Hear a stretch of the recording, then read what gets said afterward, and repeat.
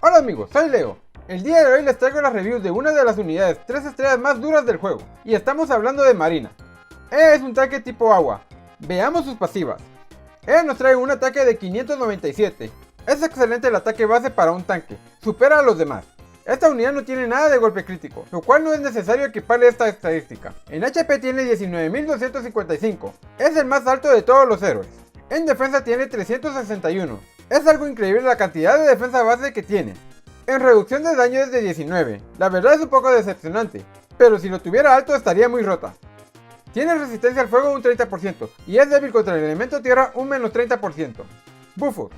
Incrementa el HP a toda la party un 40% y se da una velocidad de regeneración de la habilidad del arma un 15% a ella misma. Su ataque normal es el orgullo de la armada. Esta se divide en dos. Esgrima de la armada es el daño normal y atracción. Aquí lanza una ancla para dañar y atraer a los enemigos más lejanos. Tiene un tiempo de enfriamiento de 4 segundos. Habilidad en cadena. Este tiene un estado de todo a sangrado. ¿Qué quiere decir esto? Que cualquier arma va a activar su habilidad en cadena, y al lanzarla activará la cadena de otro héroe que tenga el estado de sangrado, como inicial. Su habilidad en cadena es la bendición oceánica, que inflige un daño de 250% del ataque, y crea un escudo a toda la party de un 20% del HP de ella. Y al desbloquearlo a 5 estrellas, su habilidad especial es batalla a mano, que al usar la habilidad de atracción aumenta la defensa un 30% durante 5 segundos. Ahora veamos su arma legendaria. Recuerda que las estadísticas de esta arma son puramente al azar, y sería suerte si te tocaran las mejores estadísticas.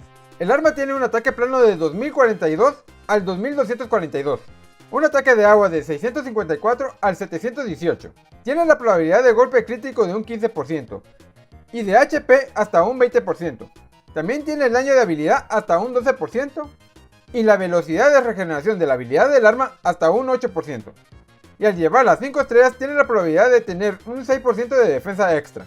Al equipárselo a Marina, aumenta el ataque un 50% de la habilidad de atracción, en un radio más grande.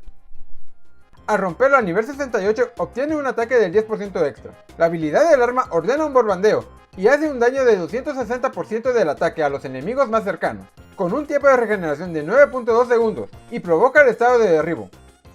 Si eres nuevo y no has visto la guía del castillo flotante te lo dejo aquí arriba. ¿Cómo equiparla? Armas legendarias. Si no tienes su propia arma, la puedes equipar con Espada de Luz de Luna. Dejo una observación en esta arma.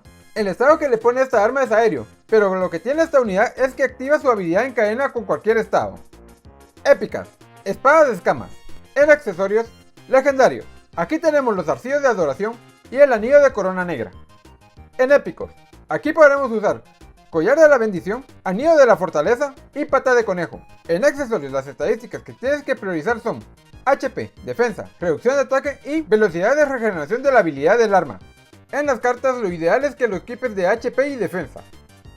Esta vez daré todas las combinaciones posibles con cadena perfecta, ya están testeados. Y esto solo únicamente funciona con el estado aéreo y derribo.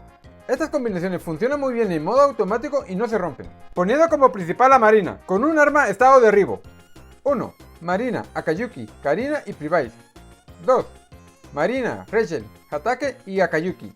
Poniendo como principal a Marina, con un arma estado aéreo. 1. Marina, Tinia, Yuse y Coco. 2.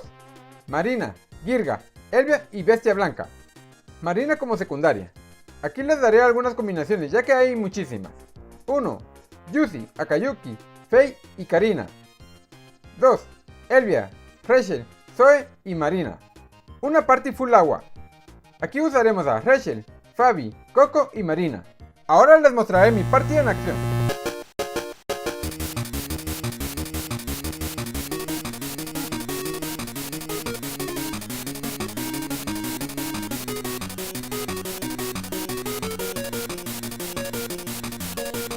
Es hora del show de Marina en solitario.